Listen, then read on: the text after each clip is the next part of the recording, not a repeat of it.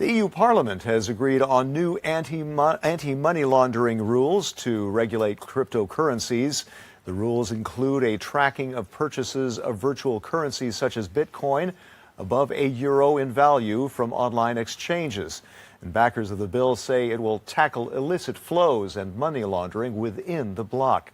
But over 40 firms wrote a protest letter to the EU saying the proposals violated user privacy and were not feasible. Well, let's get more on this now. I'm joined by Yves Bennaïm, the chairman of 2B4CH. That's a think tank focusing on the social and financial transformations brought by Bitcoin. Welcome to the program.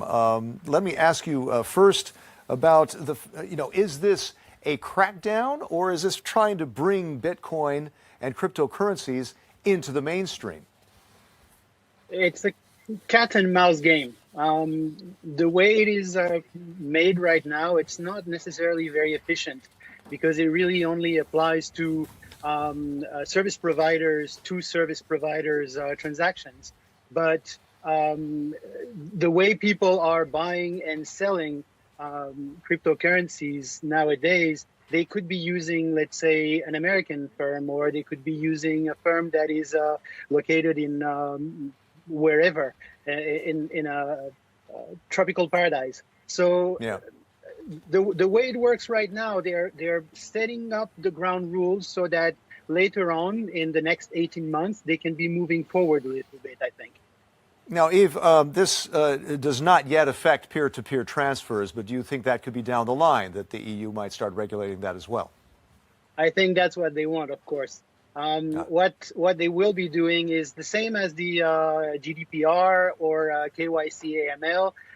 Instead of coming directly from the authorities to the end users, it goes through the service providers, and the service providers are stuck between the hammer and a hard place where they have to enforce some rules because otherwise they will be responsible for it. You know, a lot of people were wary for a long time about Bitcoin at the beginning, thinking that this is all just about money laundering and shady deals. Do you think it's that image has changed?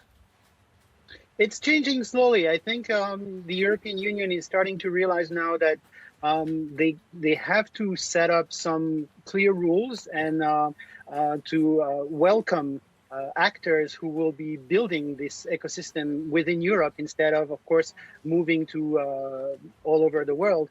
So I think they are starting to realize that. That's why it's a cat and mouse game, because they don't want to be too restrictive, but at the same time, they want to make sure that they are restrictive enough that they are not being, overwhelmed by Bitcoin and other cryptocurrencies, but mainly Bitcoin because it's decentralized. Yeah, that's just it. The European Securities and Markets Authority, ESMA, is in charge of watching this, of tracking this of Bitcoin, and I think yes, they don't want to kill the golden goose. This could bring more economic stimulus through more financing for people, but they're also concerned about the dangers from it. How do you strike a balance here? I think what Switzerland is doing is exemplary. They are welcoming companies and they are welcoming end users with very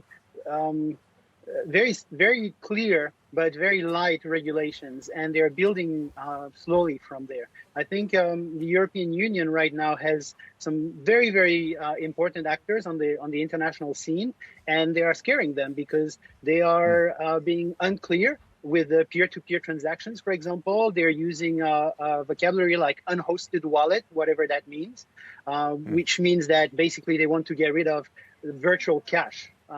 So I think a lot of companies now are looking at what's happening, and they're being very cautious, and probably they will be moving to other jurisdictions.